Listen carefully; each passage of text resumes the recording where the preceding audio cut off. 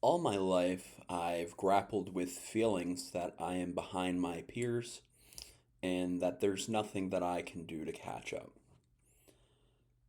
This is something I've struggled with for many, many years. This is nothing novel. I am by no means a novice to this, at least perception of being behind. And I like to tell myself to adhere to this idea that we all follow our own timelines. But it can be challenging, tremendously challenging. What's up, everyone? My name is Tyler Adolfo. I'm 28 years old. And in this video, I want to talk about this idea of feeling stuck when everyone else is continuing to move on. I go on social media and I see friends I went to high school or college with getting high paying jobs or starting families, getting married and having children, or starting their own businesses and companies. I just went on LinkedIn and a friend of mine from college just started his own business and has his own name in it and everything. I just thought to myself, wow, that's really cool. And if it wasn't for all the mishappenings and failures of myself, then I could be in that position or in an even better position. But that's not what transpired. I made a lot of mistakes arguably that were not entirely in my control because there was a mitigating factor of mental illness, but they were mistakes nonetheless. And I'm paying the price for those mistakes. I'm 28 years old and I don't have a penny in savings. I actually have an overdrafted checking account right now. And as I look to my future, as I look ahead to the rest of this 2026, I know it's early and I know there's a lot of upwards potential. I have been on a positive trajectory, but I can't help but feel some shame about where I'm at because I feel like I could just be in a better position. And getting into these standards of comparison where we talk about ourselves in relation to where others are, I know that it's extremely unhealthy. But there's a lot of things that are extremely unhealthy that we still do anyways. I know it's extremely unhealthy to be morbidly obese, but for many years, overate, resulting in me going from 180 pounds to a peak of 354. And even though I'm now in the 320s, I've lost some of that weight, but not a lot of it. I got a long way to go. Moving in the right direction, but got a long way to go. I do still feel the physical consequences of that way, the mental consequences as well, because of self esteem.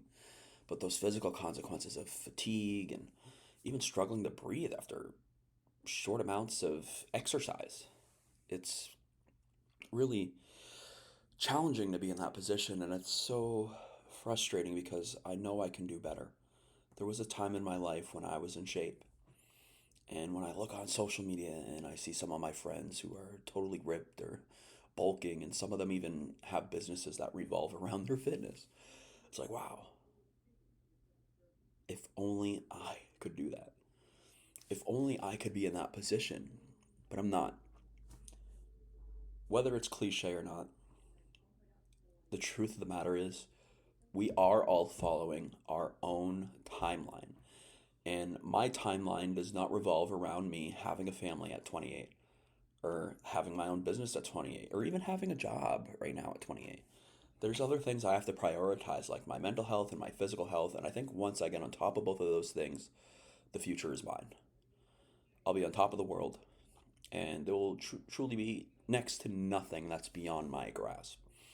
So, for anyone else out there who has had these feelings of being behind, who feels like there's no way they can catch up, there's been so many incidents throughout history where others have felt the same, but then they've gone on to achieve great, extraordinary things. I have bipolar disorder, and without question, it is a profoundly detrimental condition. 20% of people with the condition commit suicide at some point in their lives. And I'm very grateful to not be part of that 20%. It's a very tragic and to me terrifying statistic. But I still deal with a lot of hardships related to my illness. I still encounter on a daily basis a lot of struggles with relation to my mood. But because of medication, I'm better than I would be. And instead of comparing yourself to others and where they're at, Compare yourself to where you are now compared to where you were before. And I think in many cases, you'll see areas where you've had improvement. Instead of prioritizing perfection, try to focus on the areas you've made progress. Progress does matters. And this idea that we need to be perfect in every aspect of our lives, it's just unreasonable. It's nonsensical. It's not possible. Focus on what's in your control. Don't worry about the things that are not, but put your best effort forward into the things that are within your control. That's exactly what my intention is going forward for the rest of the years. In a previous video, I talked about how I'm not who I thought I'd be by now.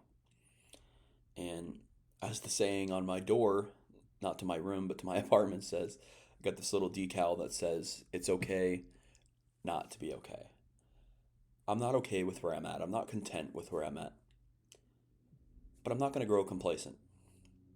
I'm not satisfied with my personal achievements as of right now. I'm not satisfied with my personal status as of right now. And I'm never going to surrender hope because I've had experiences in my past where when I have applied myself, I've achieved great success. In high school during my senior year, I won second place in a speech competition that began with 900 students. I won first place in my district in the category business finance for the DECA competition. I won first place in the state of Massachusetts and was able to compete in the International Career Development Conference. I got accepted to my dream university, even though I later got expelled, but that's okay. My point being is there's been moments in my life where I've achieved glory, so to speak.